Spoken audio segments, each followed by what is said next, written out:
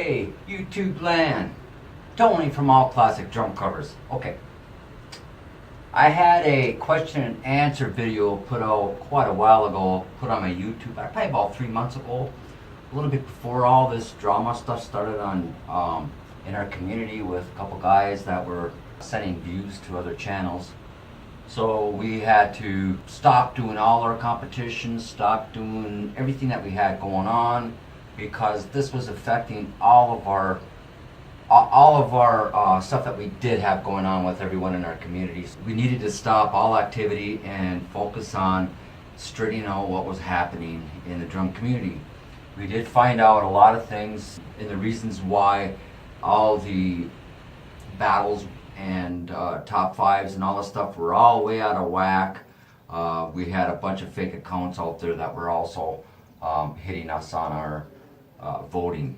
So we know what we're looking for right now, and we know who is behind it. Well, what we're going to do tonight is I want to shout out to the guys who did ask me those questions 3 months ago when I was supposed to go on someone else's channel and answer them. Well, that never happened because of what happened. So, all right, I want to answer a question by Johnson Drummer. And he's asking what kind of cameras I'm using and what do I use to edit my videos. All right.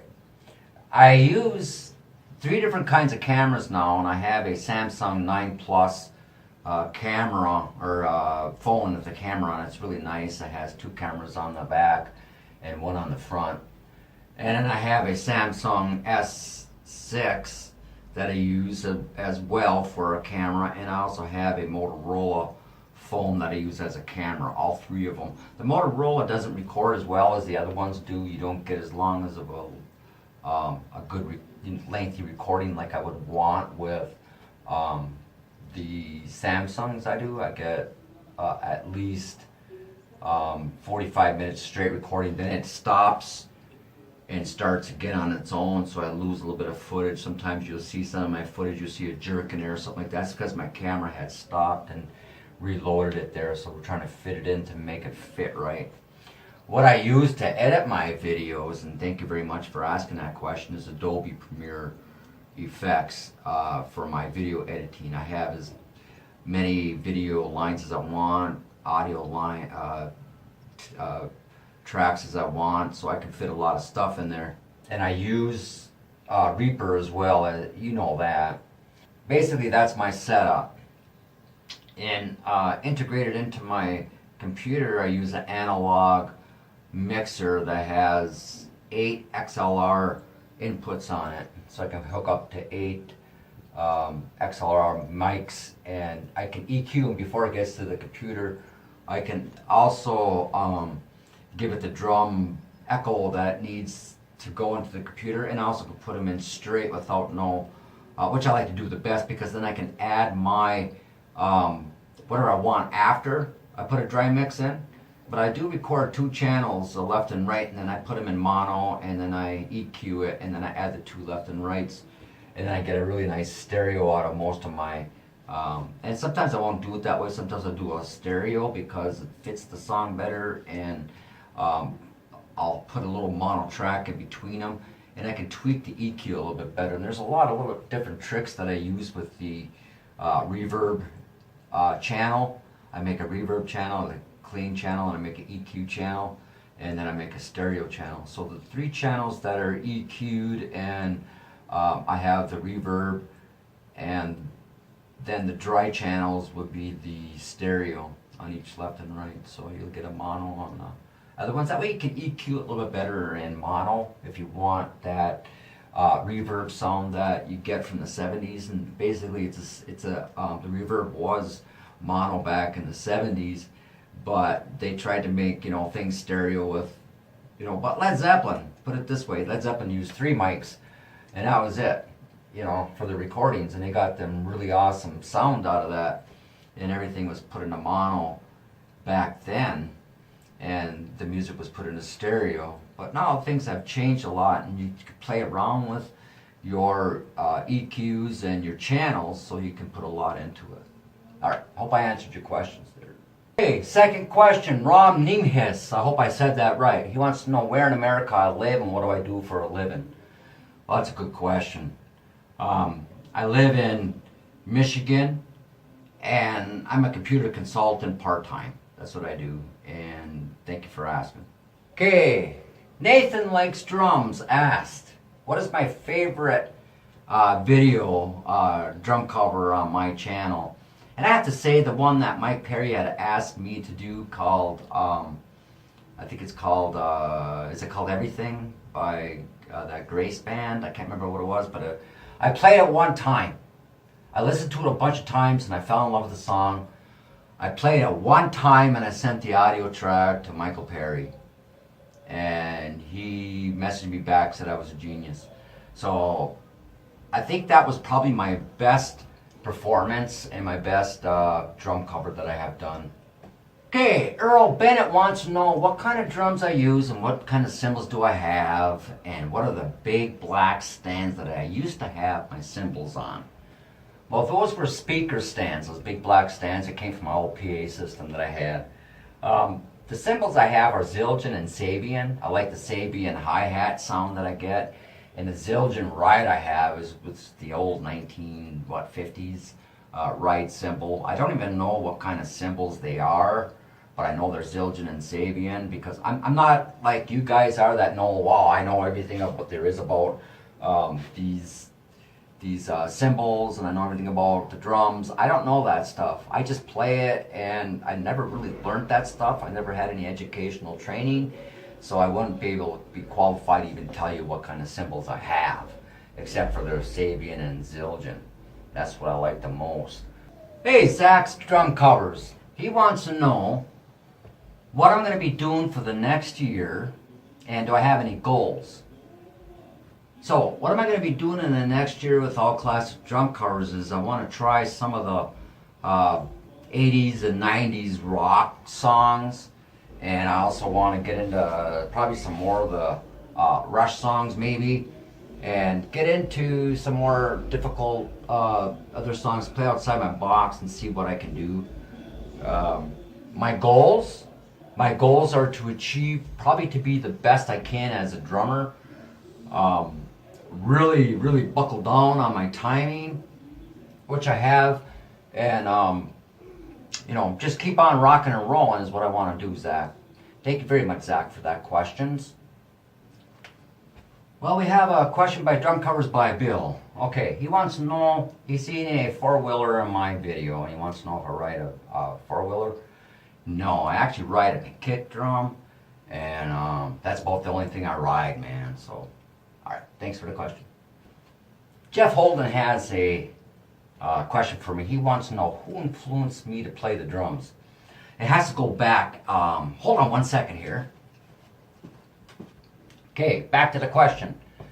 Jeff Holden wants to know who influenced me on playing drums. Okay, I brought a picture out here. You see this picture right here? Let me show it a little bit closer. That picture is a picture of my mom. She was carrying me for 9 months in her stomach, well, in her abdomen, or wherever you want to call it when you give birth to a kid. She carried me for 9 months on stage, playing the drums, practicing every day, jumping up and down to the beat. Well, I guess my mom is the one who had influenced me the most. I would say that because of her energy, I mean, she was called the world's most unusual drummer. I mean, the world's most unusual drummer. I mean, she was world known. And she would do back bends, jump up and down and everything while playing the drum and never miss a beat. And they also called her Bouncing Betty. I don't know if you remember that name before, but that my mom was named after Bouncing Betty the Bomb. So they called, because her name was Betty, so they called her Bouncing Betty. And that was in the 60s, but the Bouncing Betty really came out in the 40s, was it? That was the bombs that they made back then. But they did call my mom Bouncing Betty. And people from actually all over the world came and saw her play. And she was probably one of the world's most best drummers back then for a woman. And I think that she had really influenced me the most because of her success that she had made and all the fans throughout the world that she had made as well. And we lived a great life and a really wonderful, rich life as a kid. I was able to travel a lot of places and meet a lot of really superstars out there. And I had my fame. I had my thing. And that's why I do the L Classic drum covers, to bring this out to the other people, to make them feel important, to make them feel that they have really cool channels, make people see other channels that they should be taking a look at. And I'll be having other drummers in our videos as we roll along too, so that the ones that we haven't been showing, we want to feature those too in some of our videos from our community. But anyway, that's who influenced me, Jeff Holden. Thanks, that was a great question. Thank you very much. Well, Crib Drummer, he wants to know, do I have any favorite bands, and what have I learned about the YouTube channel since I started doing videos? Well, I'll tell you what, favorite bands would be from the 70s, and there's too many to name, and there's just a ton of them, all right? I can't name, they're all favorite. Every one of them, except for a few bands that I really don't like. But just about every band in the 70s and some of the 80s that I really like. And it's too much to mention on the dislikes. I'm not going to do that either. What have I learned on my YouTube channel since I started? Holy cow. I tell you what. On my YouTube channel, I learned quite a bit about that you really have to make yourself real. Okay, when you put something out on YouTube, you want to make sure that people are looking at it and say, "Man, that's what I want to do. That's real stuff." I don't want to put fake stuff out, like I'm faking, like I'm playing drums or this and that, and then try to make it look like I'm really the best drummer out there by sending fake views and stuff to my channel. No, I want my channel to reflect me. When people come to my channel, if I have 5 views on my channel, who cares? I made 5 people happy. If I have 3 likes and 2 dislikes, who cares? I made 3 people happy. The dislikes, hey, that'll cause engagements and it'll cause more people to start watching my videos and commenting. So that's what I've learned on my YouTube channel, is to be patient and let the channel grow on its own by putting out quality videos. Not something that everybody does and then say, hey man, look at me, I'm better than you. No. If you're going to be better than someone else, then you better prove it and you got to put it out there. That's what I've learned, and that's a really good question. I could go on for hours on that question because I've learned by watching a lot of other drummers out there what not to do. Well, a couple other ones, I should say, not everyone else. But there's a lot of drummers out there that I wish I could play like, and I wish that my channels were as good as they are. But you know what? I'm working really hard to make this channel a real channel. And thank you very much for your questions, because that was probably a really good question, and I could go on for hours like I said, but I'm not going to do that. And maybe someday I can put another video on how I feel about that. Thank you very much. Okay, the Silgon Drummer wants to know, how long have I been playing the drums for? I think I answered somebody else's question before that about my mom carrying me in her stomach.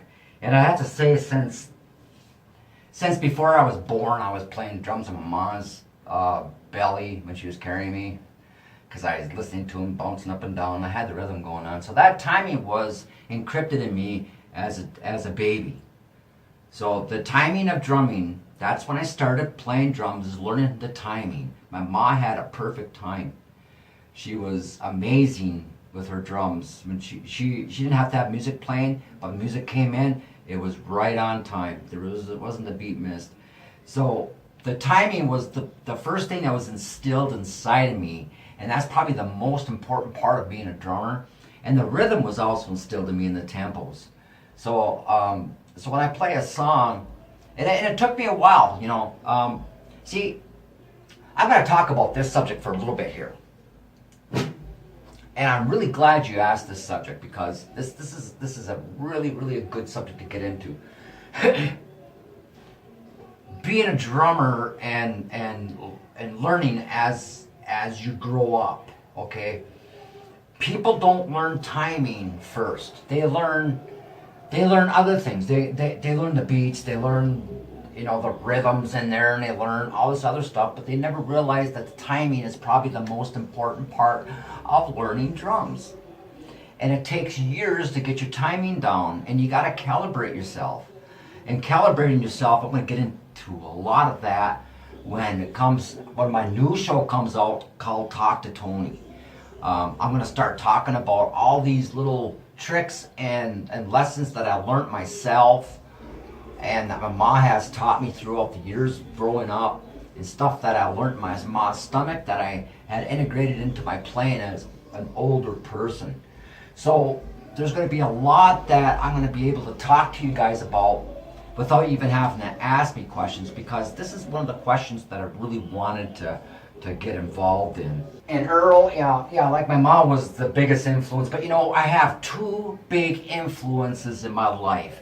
And this is what I want to talk about here, a little bit about on the question that you had asked Earl, like who's my biggest influence and who's my biggest influence today that make me the drummer I am today.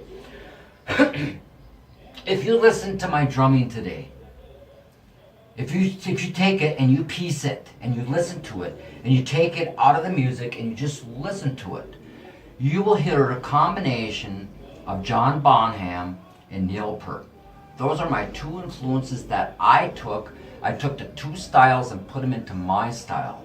So you hear my rolls. I have some unique rolls that you really never heard before, but if you were to mix Neil Peart and John Bonham's rolls together, that's the kind of rolls that I am doing. Somebody once told me, and I think it was Sal had told me, he says, you know, the funny thing about it, when you do your rolls, it sounds like you're falling down the stairs, but you always hit on one.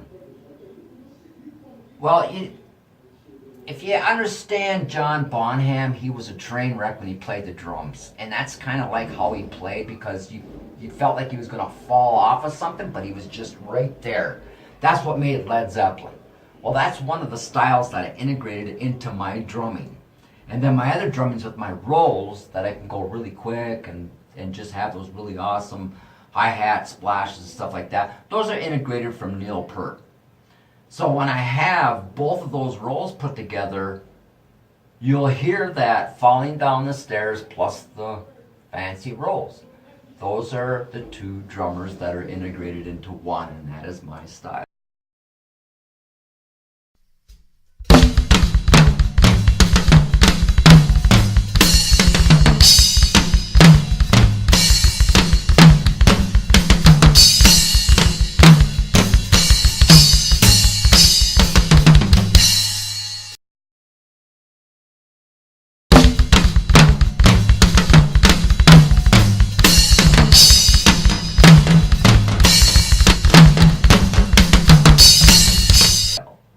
So thank you for asking me, and that's pretty much it on the question and answers. All right, enough of the show. Good night.